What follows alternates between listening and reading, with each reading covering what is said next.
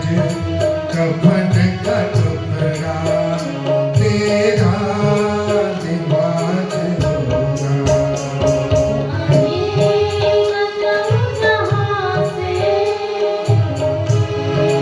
गजब जहाँ से कुछ भी न पास होगा। दो गज कफन का टुकड़ा तेरा लिबास होगा। हमारी और आपके मरने के बाद में साथ में क्या जाता है? कफन, है ना? और इतना ही नहीं, वो कहाँ तक जाता है और कौन कहाँ तक हमारा आपका साथ देता है, ये देखिए। देखो, जो परिवार वाले होते हैं और जो पत्नी होती है, पत्नी कहाँ तक देती है? पत्नी मकान तक और बेटी कन्यादान तक और परिवार वाले शमशान तक और बेटा अग्निदान तक। कांधे पे धर ले जाए परिवार वाले तेरे, कांधे पे धर ले जाए परिवार वाले तेरे, कांधे पे धर ले जाए परिवार वाले तेरे, कांधे पैदल ले जाए परिवार वाले तेरे। यमदूत ये पकड़ के डोलेंगे घेरे घेरे, यमदूत ये पकड़ के ये खेल तेरे खेले, यमदूत ये पकड़ के डोलेंगे घेरे घेरे, यमदूत ये पकड़ के डोलेंगे घेरे घेरे। अब देखो, जिस बेटे का हमने लालन पालन किया है, भरण पोषण किया है, वो क्या करता है? पीटेगा छाती अपनी, पीटेगा छाती अपनी, पुण्यवा उदास होगा। दो गज कफन का टुकड़ा तेरा लिबास होगा। दो गज कफन का टुकड़ा तेरा लिबास होगा। जाएगा जब जहाँ से कुछ भी हो गए कमल का टुकड़ा तेरा लिबास होगा।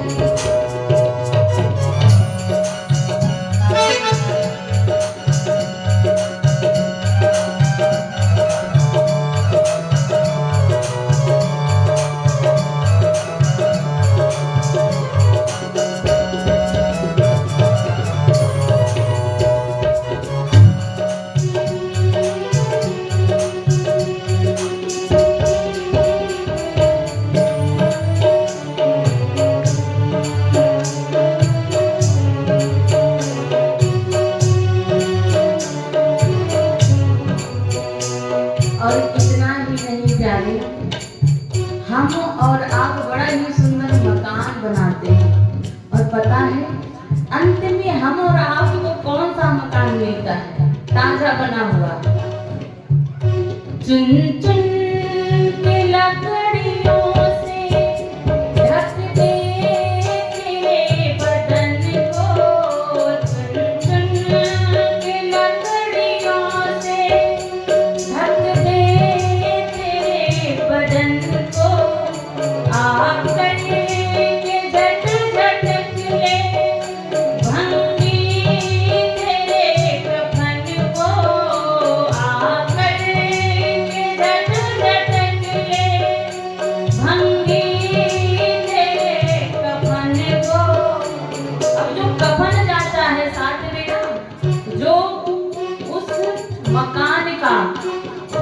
शमशान का राजा होता है कौन? भंगी साहब। अब उन्होंने क्या किया, उस कफन को भी झट से ऊपर से उतार दिया। अब देखो वो भी मेरे साथ में जाने वाला नहीं है। अब जिस बेटे को हमने तैयार किया उसने क्या किया, दे देगा आज तुझने, दे देगा आज तुझने, बेटा जो खास होगा, 2 गज कफन का टुकड़ा तेरा लिबास होगा, 2 गज कफन का टुकड़ा तेरा लिबास होगा, जाएगा तब जहाँ से।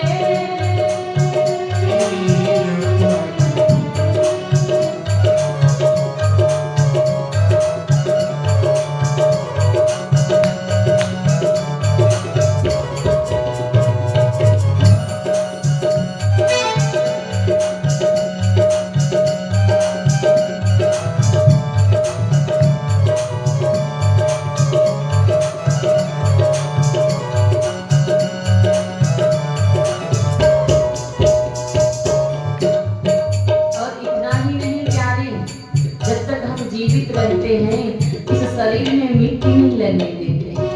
और अंत में क्या होता है, ये मिट्टी का शरीर है और मिट्टी में ही राख बन के मिल जाता है, हम इसे रोक नहीं पाते हैं। मिट्टी में मिले मिट्टी, बाकी की खाक होगी, मिट्टी में मिले मिट्टी, बाकी की खाक होगी, सोने सी तेरी काया, सोने सी तेरी काया, जल कर के राख होगी, सोने सी तेरी काया, जल कर के राख होगी। और इतना ही नहीं, राख होगी वो तो हो गई ही, इस संसार में हमारे लिए उस स्थान के अलावा कहीं स्थान है, स्थान ही रहने के लिए नहीं है। मरने के बाद में परिवार वाले सगे संबंधी यूं कहते हैं, भैया अब जल्दी करो, कितनी देर है, करते हैं नहीं करते हैं। और जब तक जीवित हैं तब तक समय पता ही नहीं चलता है, मरने के बाद समय पता चलता है। 1 घंटे की जगह ऐसा लगता है 4-6 घंटे हो गए हैं। यूं कहते भैया जो आएंगे वो आ जाएंगे, नहीं आएंगे तो ले चलो, देरी है रही है। मरघट से दूर तेरा, अब मरघट से नहीं, दुनिया से दूर तेरा, दुनिया से दूर तेरा, मरघट में वास होगा, 2 गज कफन का टुकड़ा तेरा लिबास होगा, 2 गज कफन का टुकड़ा तेरा लिबास होगा, तेरा लिबास होगा, तेरा लिबास होगा। दुनिया से दूर तेरा, मरघट में वास होगा।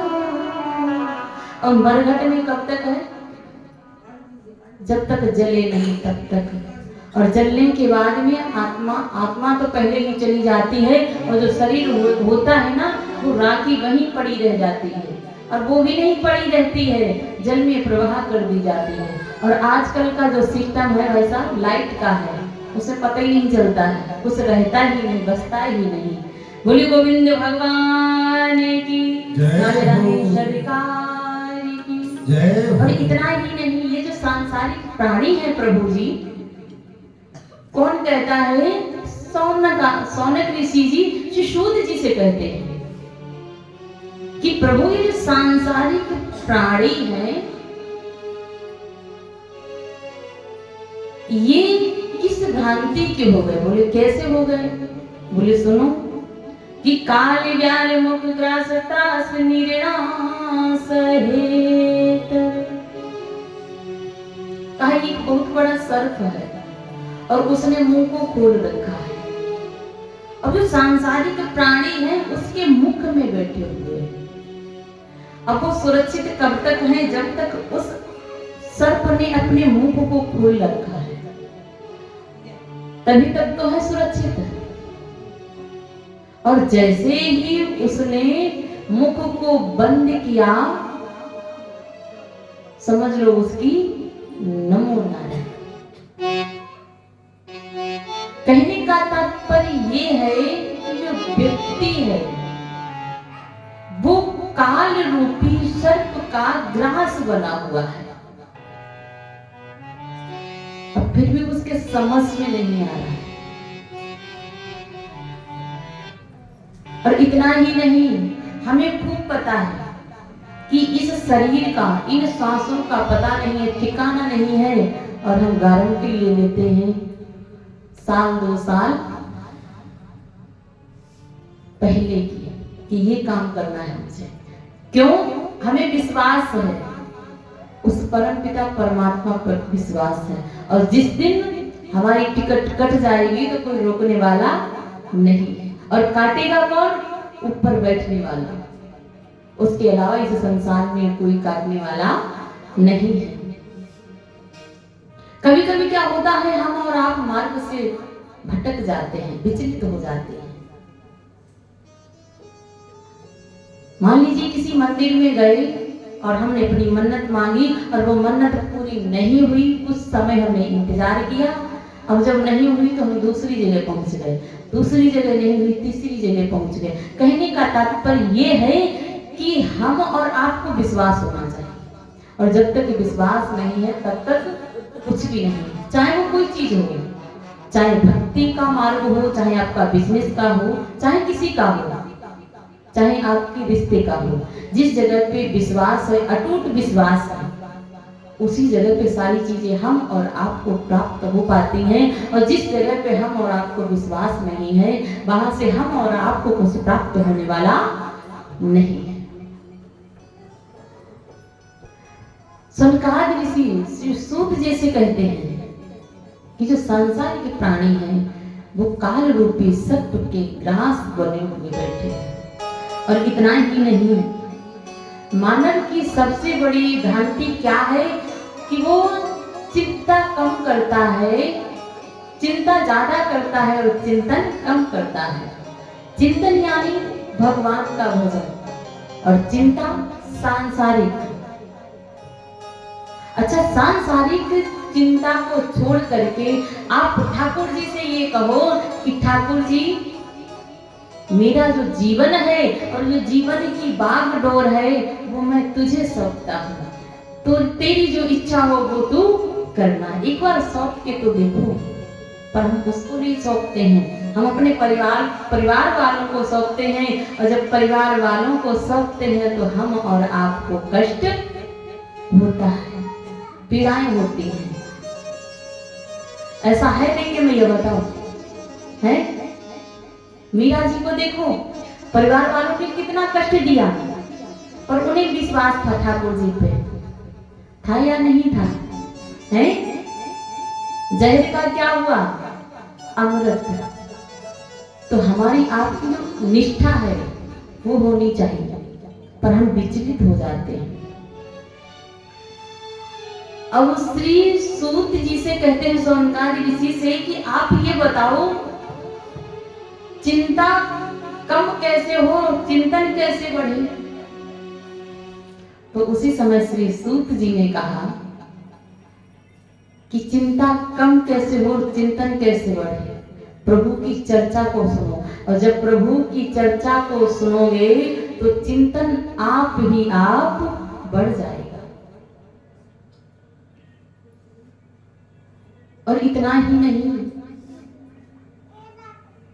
सौनकादि ऋषि कहते हैं श्री सूत जी से, महाराज जैसे हमने सुना है कि कलयुग के लोगों को डर, वैसे ही उस ठीक उसी प्रकार महाराज परीक्षित को भी एक बार श्राप लगा था। बोले हाँ लगा था। जब श्राप लगा था तो पता है श्री सुखदेव जी ने परीक्षित जी महाराज को श्रीमद् भागवत कथा पान करवाई थी। कोई भी निर्णय नहीं ले पाया, श्री सुखदेव जी ही निर्णय ले पाए थे। उन्होंने श्रीमद् भागवत कथा को पान कराया और जब श्रीमद् भागवत कथा को पान कराया तो जो उन्हें श्राप लगा हुआ था मृत्यु का, वो उनका टल गया। और इतना ही नहीं, जब वो श्री सुखदेव जी महाराज परीक्षित को श्रीमद् भागवत कथा पान करवा रहे, अब देवतागण को पता चला तो देवतागण आते हैं क्या लेकर के, अमृत का कलश लेकर के, और कहते हैं देखो क्या है ना श्री सुखदेव जी से कि आप अमृत को पिला दीजिए महाराज परीक्षित को, और ये जो श्रीमद् भागवत कथा है आप इसके बदले में मुझे दे दीजिए। तो श्री सुखदेव जी ने कहा कि देखो आप एक सौदागर बन के आए हैं, अगर आप साधारण तरीके से आते और आप मेरे से कहते कि मेरी भी हार्दिक इच्छा है, मुझे भी हरि की चर्चा सुनाओ, तो मैं तुम्हें सुना देता। और वैसे भी क्या है ना, जब देवताओं को अपना काम बनाना होता है ना, महात्मा दधीच की अस्थियों तक मानो के लाए थे, ये भी नहीं देखा था। और ये तो भी नहीं कि सुर नर मुनि सब की या रीति, स्वार्थ लाग करें सब प्रीति। जब तक आपसे कोई उन्हें स्वार्थ नहीं है, कोई फायदा नहीं है, कोई लाभ नहीं है, तब तक आपसे प्रेम स्नेह करने वाला इस संसार में कोई नहीं, सब स्वार्थी। कि एवं विनिमय जाते सुराराज्ञा प्रतीयताम् प्रयास्यामो वयम सर्वे श्रीमद्भागवतामृतम्। और इस श्रीमद् भागवत कथा को मैं भला कैसे तुम्हें पान करवा सकता? जाओ चले जाओ यहाँ से, मैं तुम्हें श्रीमद् भागवत कथा पान नहीं कराऊंगा। और उसी समय क्या होता है कि सारे देवतागण प्रभु के पास में जाते हैं और कहते हैं कि प्रभु ऐसा क्या है श्रीमद् भागवत जी में जो हमें श्री सुखदेव जी ने मना कर दिया? तो ब्रह्मा जी ने क्या किया है, एक तराजू को उठाया और एक पल्ले में श्रीमद् भागवत जी को रखा और एक पल्ले में सारे ग्रंथ ऐश्वर्य रख दिए। और जैसे ही तराजू को उठाया तो जिस पल्ले में श्रीमद् भागवत जी विराजमान थी वो पल्ला नीचे उठ जाता है। कहा प्रभु मैं समझा नहीं, जिस पल्ले में सिर्फ एक ग्रंथ है वो नीचे झुक गया। कहा आप नहीं समझेंगे, जिस श्रीमद् भागवत कथा को आप ग्रंथ समझते हैं, पोथी समझते हैं, ये कोई ना ग्रंथ है ना पोथी है। बोले फिर क्या है? बोले साक्षात गोविंद है। जैसे श्रीमद् भागवत कथा में 12 स्कंद हैं, वैसे ही गोविंद के 12 अंग हैं। जैसे श्रीमद् भागवत कथा में काले सांवले श्लोक है, मंत्र है, वैसे ही हमारे गोविंद का रंग है। और पता है जो व्यक्ति तन मन धन से श्रीमद् भागवत कथा को पान करता है, ये वो कथा है कि बार बार जन्म लेने का जो कुचक्र है ना वो नष्ट हो जाता है। कि पुनरपि जन्मं पुनः